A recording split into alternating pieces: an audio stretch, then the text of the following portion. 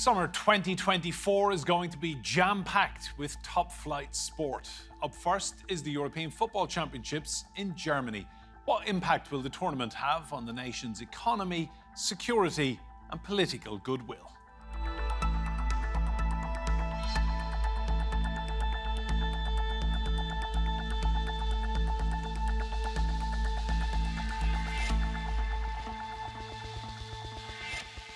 Hello and welcome to Roundtable. I'm Enda Brady. Now, football fans are counting down to the start of the Euro 2024 competition. While they focus on their favourite teams, large sporting events like these have wide-ranging social, economic and political ramifications.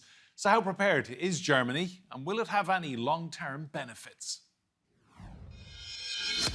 This is Iserlohn, 90 kilometres from Düsseldorf in West Germany. It's the base for the Italian team, the defending European champions. I see huge potential for our city to become known beyond our region, also as a training ground for other European top teams in the future. I believe our city can hugely profit. With 2.7 million tickets sold for the tournament, 2024 could be a record year for tourism across Germany. This will see a boost to restaurants, hotels and other hospitality industries. German economists, though, are expecting the country's economy to stagnate this year, despite any short-term football financial boost. But there is undoubtedly a good mood boost when a country's team does well. With elections in France and the UK in July, some are speculating how a winning side could influence politics back home. And of course, with millions of people watching the events in Germany, security is key. We were committed to fighting all conceivable dangers, with a high level of commitment from all security authorities. The police will have a strong presence wherever large numbers of people are on the move. Ultimately, it's about the competition and who will take home the trophy. For those playing at top clubs, the tournament comes at the end of a grueling year. So which teams will have it in them to go all the way and beat the best in Europe? Well, let's meet our guests. Robert Wheeler is a football reporter and he joins us from Sussex in the United Kingdom. Also in the UK, in Manchester, we have Sanny Rudravajhala. He's a sports journalist and broadcaster. And I'm delighted to say that here with me in the studio, Hugo Hensley. He's head of sports services at Brand Finance, which is an independent brand valuation and strategy consultancy. Gents, you're all very welcome to Roundtable. Sanny, I'll come to you first of all. I want to talk about security at Euro 2024. We've seen a lot of issues recently in major tournaments. Thinking back to the last time when it was in London and the final was at Wembley, dozens of people storming the security and getting into the ground illegally. And even more recently, the Champions League final, a lot of pressure on security. What can we expect to see in Germany this week? Yeah, well, funnily enough, I was at Wembley just a week before that for the second-tier championship final. So you get a real sense of the security measures that are in place at somewhere like Wembley. I know they spent £5 million after what happened in Euro 2020. But even then, we saw 50 arrests, I think it was, at the Champions League final. One of my colleagues at the Daily Mail here in the UK, Adam Patel, actually managed to jib in, which is the term where you get in without a ticket, and he actually bribed a steward. So clearly there are still issues, despite all that investment being made at Wembley Stadium, where they had the most, one of the reports called it a national shame, what happened at Wembley for the Euro 2020 final with fans storming in. So all of that has to be taken into account by the Germans for hosting this tournament. I'm sure it has been, but to see this, what happened at Wembley 4 years ago and then, or 3 years ago, and then happen again just in the last week or two, kind of shows that even though you can put all that investment in, if people are willing and wanting to get into an event like this, they will try and find a way. And clearly the measures that are in place still have their weaknesses, and that's something that Germany are going to have to really focus on. Robert, we talk a lot about information sharing in the world of sport and big tournaments when things go wrong.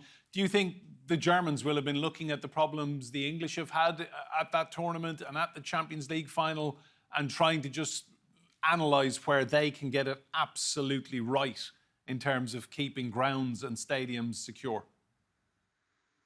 Yeah, I think they need to. They've got to learn from possibly past mistakes at previous tournaments and finals. I mean, from England fans, we need to behave ourselves. I mean, there's probably expected to be trouble against Serbia in the Serbia game on Sunday, and it's a late kickoff, 8 o'clock. Fans will be drinking. I mean, I'm sure they'll really need to ramp up their security to English fans. We need to behave ourselves if we're going to host competitions in the future. Hugo, what does it do to reputation when there's an issue at a big tournament? I mean, the world watches these games. Billions of people collectively over 4 weeks will be tuning in and watching all these matches.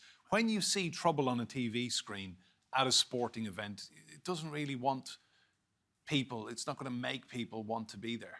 No, and one of the huge factors that these countries looking to host events want is to build that long-term reputation. And that comes through not just being associated with sports, but showing off your credentials as a place to work, study, trade with, invest, buy products from.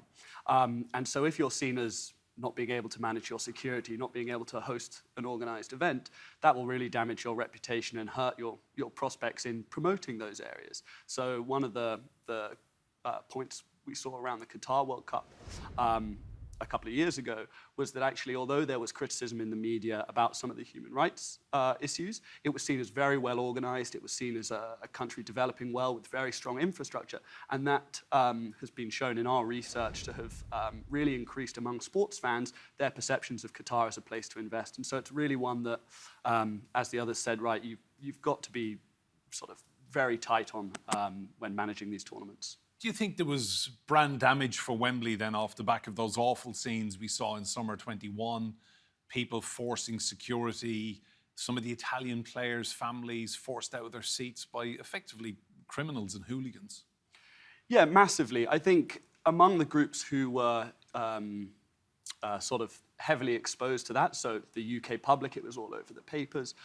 It was very, very damaging, but I'm not sure it has the same sort of lasting effect outside. The Italians won the tournament, and the focus was mostly on that, thankfully. But the sort of internal retrospection and the view from UEFA or FIFA and the governing bodies will have been sort of very negative, and so it could be that England's prospects at hosting potentially a World Cup in the future are knocked, or the FA and the sports bodies are more reluctant to try and apply for those until they've proven they've got it right. And the Champions League this year was an attempt to show that we really can, confidently and in a proper way organise those events. And even that had issues.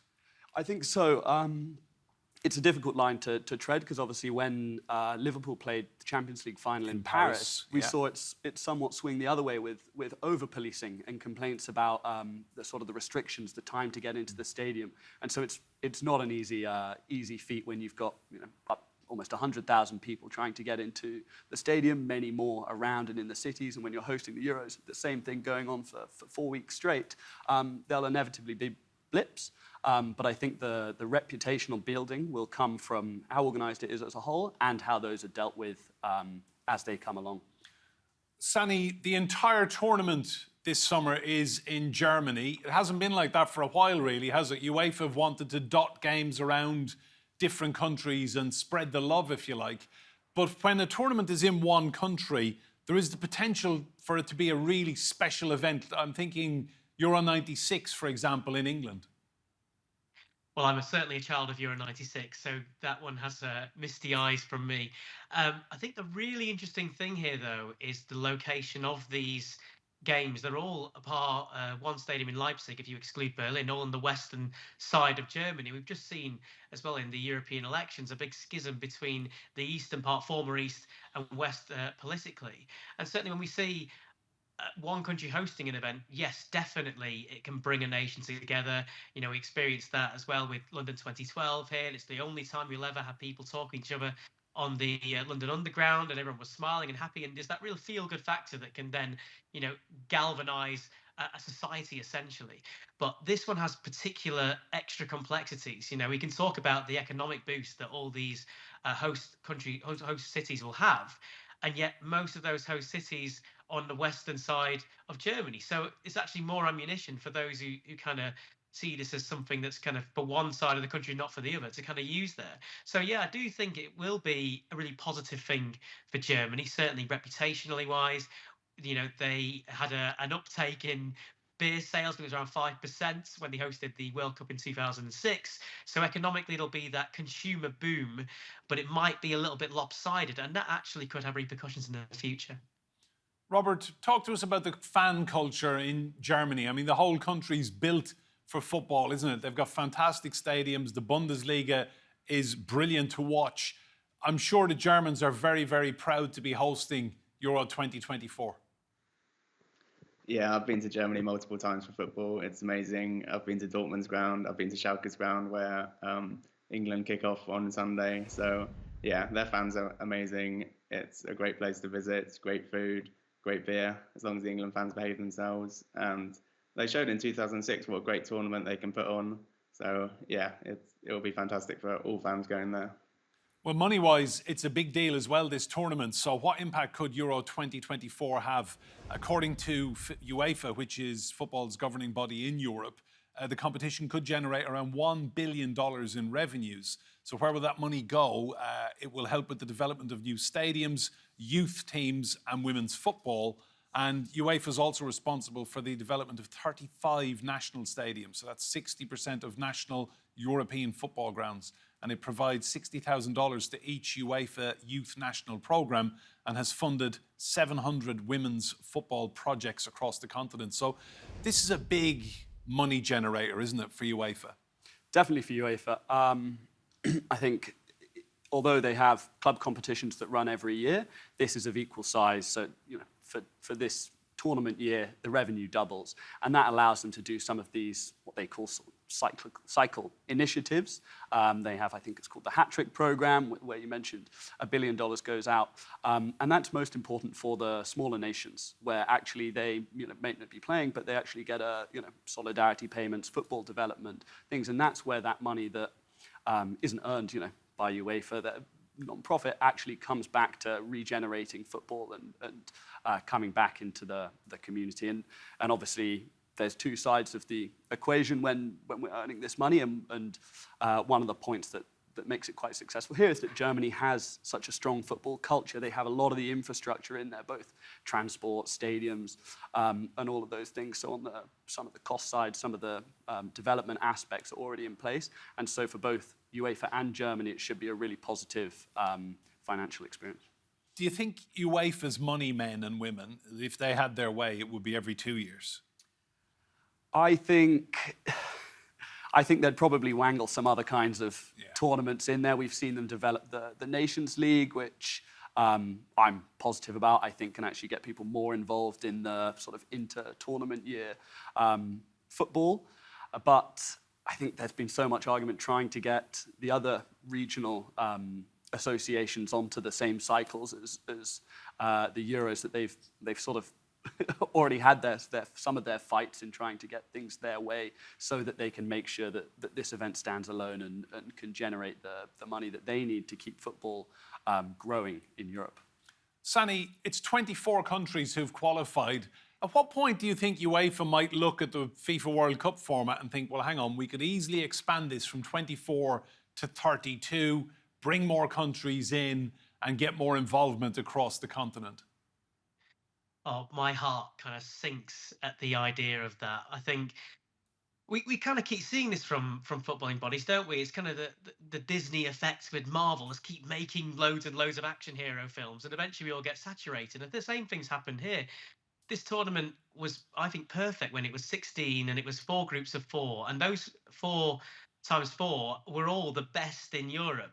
There was no margin for error here. And now we've got to a point with this expanded tournament. Yes, we will see a team or two actually surprise us. But, when we see Portugal do really well, when they came 3rd in the group and went really turgid, it's kind of part of that, the fear factor of having to perform with every game is kind of lost. And I think UEFA would absolutely love to expand it and have more games, because the more matches, the more revenue, the more TV revenue, the more eyeballs are on a UEFA competition. Again, like with the Champions League, I think they'd love to get as many teams as they can and expand it as far as they can. But part of the joy of a tournament and a tournament final, if you think about the qualifying stage where we are now, is that you're supposed to have high quality games against big teams, big names with every game. And the more we expand this, the less that happens. There's a big argument with the World Cup to bring more nations from Africa in, and I actually agree that that should be right. I think there's historically on that side of things, they've had fewer places to go for, but I don't think the same applies with European competitions. And I really don't like the idea of expanding this any further. I think it's already too big as it is, and we're kind of missing a bit of that creme de la creme. Every game should be like an appointment fixture. There are some games in here which will be a bit of a struggle to sit down and watch, and hopefully they'll be exciting, but you never know, they might be terrible. Robert, let's talk about who's likely to win the tournament. You're an England fan. I'm sure you will be hoping that Gareth Southgate, in what's likely to be his last tournament with England, can manage them to success. What's the vibe around the England camp, do you feel? Yeah, so I think it was optimistic until the Iceland game in our most recent warm-up fixture. I think that's probably dampened a few spirits. It shows that England can struggle to break down teams if they get men behind the ball, which Slovenia, Denmark and Serbia will do to England in the group stage. There's still question marks over Gareth Southgate's tactics and can he deal with it in the biggest games? Look at the past tournaments where we lost to Italy on penalties and obviously to France in the last World Cup 2-1 with Harry Kane missing a penalty. It'll be fine lines. I think England will get to the latter stages, but then I think if England and France both top their groups, then they'll meet in the semi-finals, and then there'll be another fine margin there in that game. Robert, you mentioned the defeat at Wembley recently in a friendly against Iceland. At the end of that match in the next day's newspapers, there was a lot of backlash against certain players, and one young player in particular, Bukayo Saka from Arsenal, took a lot of flack, which resulted in Ian Wright, former England striker, Arsenal legend and now a TV personality, taking to social media, just basically pointing out that when things go wrong, it's always the black players who get the abuse. Now, this is what, just looking at what Ian Wright wrote on X, he said, now more than ever, let's get behind and support these young people. Hugo, has Ian Wright got a point that when things go wrong for England, certain sections of the press and certainly social media target the young black players, whether they've missed a penalty or missed a chance? It's a narrative that always seems to follow England here, isn't it? I think so, and I think rather shamefully you see this coming back again after there was first backlash after the last Euros, and then I think quite a positive response where people recognised that there had been mistreatment in the media, and so it's I think very sad to see it perhaps coming up again, but hopefully it means that in the upcoming tournament people will be treating the players right and, as you said, having a very positive response to it. Was he right to call it out so early before the tournament even starts, just to say, I'm watching this? I think so. I think if he feels that way, I don't think he's representing a particular organisation when he says it. So I think it's absolutely right for him to take leadership on that. And I think the response we saw from the media was a sort of an accepting one and recognising that actually, although it's not coordinated across the back pages, it's something that clearly was not right across all the media. Sanny, what was your take on what Ian Wright had to say? Because he's ultimately just looking out for young guys who are trying their absolute best for their country.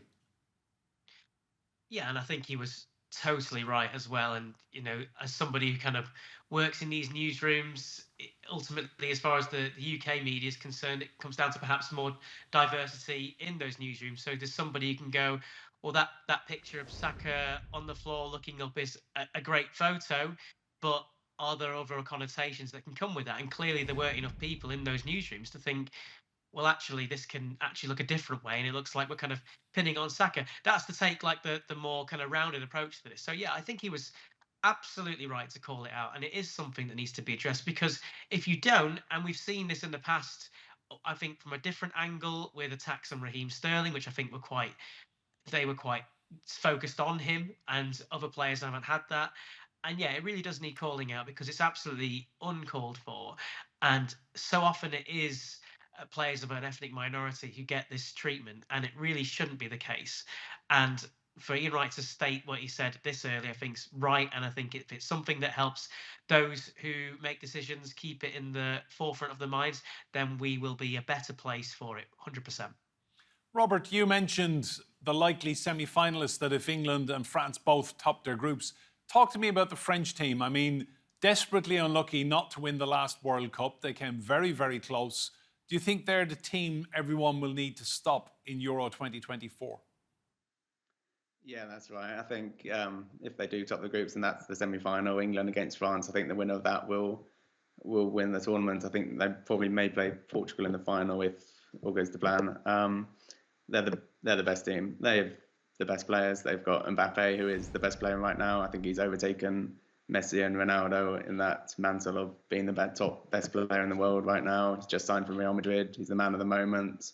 They've got an unbelievable squad. Won the 2018 World Cup. Desperate and lucky against Argentina in the last World Cup with Mbappe scoring a hat-trick. They've got strength in depth, and they are the team to beat. Hugo, while this is a country and you're representing your nation, there are some big names at this tournament who are brands themselves. I mean, Mbappe, Cristiano Ronaldo, maybe on a smaller scale, Luka Modric. These are guys that carry the hopes of a nation. Ronaldo, it's quite remarkable to see him still going at the age he is now at. Yeah, I can't speak for his fitness regime, but you're definitely right in terms of his representation of a nation. I mean, I think, has the most followers of anyone on social media. I think it's something like 1 in 8 people in the world follow him. And so his influence is enormous, and as an ambassador for his country, a symbol of excellence, it's almost a free sponsorship for that nation as a brand. And so these players obviously are included in the squad for their playing means, but also I think for his experience and what he means and what he sort of strikes fear into the other teams almost in terms of just being in the squad and knowing what he can do. I think that's a hugely strong thing for those squads to call, and it'll be interesting to see when those retire, and perhaps we're looking at Mbappe, who has a World Cup under his belt, another final, becoming those leadership figures as this Euros perhaps is a bit of a changing of the guard moment.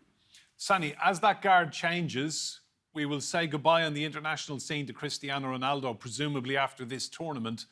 There's a young English guy everyone is raving about who's quite likely to win the Ballon d'Or, if not this year, next year. Jude Bellingham from Stourbridge in the West Midlands. He has had an extraordinary 12 months, hasn't he? He really has. And what's been really interesting about his move from Borussia Dortmund to Real Madrid is because of Madrid's setup and the players he had available, he's actually been playing in that more of an attacking role than we've seen him previous to this, certainly at Dortmund. And he's really grown into that. You know, he's really kind of shown every facet that he has as a footballer, both defensively and in that final third as well. So really exciting for an England fan to see him potentially to play you can build around. The question is who's going to be that defensive player?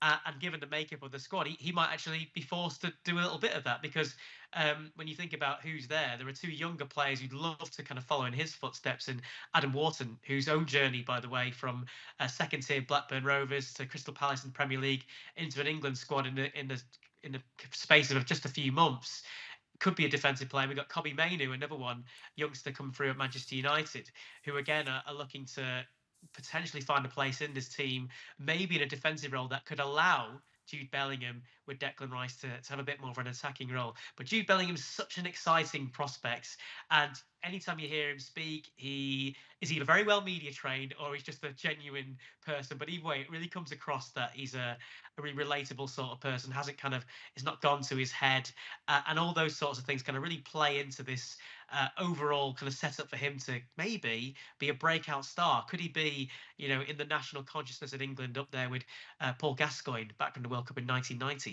Who knows? But he's certainly got all the footballing abilities and talents are all there, just waiting for that moment. Robert, it'd be quite funny if Harry Kane wins this tournament on German soil, having gone to Germany to win the Bundesliga and failed with Bayern Munich after 12 seasons, was it? It's now looking that his last chance of silverware this summer is going to be the big one with England in Germany of all places. Yeah, that's right. It's almost like he's cursed because he never won anything at Spurs. He goes to Germany to Bayern Munich to lift trophies, and they don't win anything. And yeah, I think it's his time to shine. He's 30 now, so he's scored a lot of goals for Bayern Munich. He's England's talisman. So yeah, fingers crossed he can finally lift a trophy in his career. Sanny, final question to you. Call it. Who's going to win? A part of me wants to say England, but the pessimist in me thinks it's going to be France for all the reasons we kind of talked about. And the key thing for them, Olivier Giroud's still going, it's going to be France. France. Okay, we'll hold you to that and we will talk again soon. Sanny, thank you. And to Robert and Hugo as well. Expert analysis, boys. Remember, you can see more discussion and debate on our YouTube channel. Just search for Roundtable TRT World. If you like what you see there, please do hit that subscribe button. But for now, from me and Brady and all of the team here, goodbye and thank you for watching.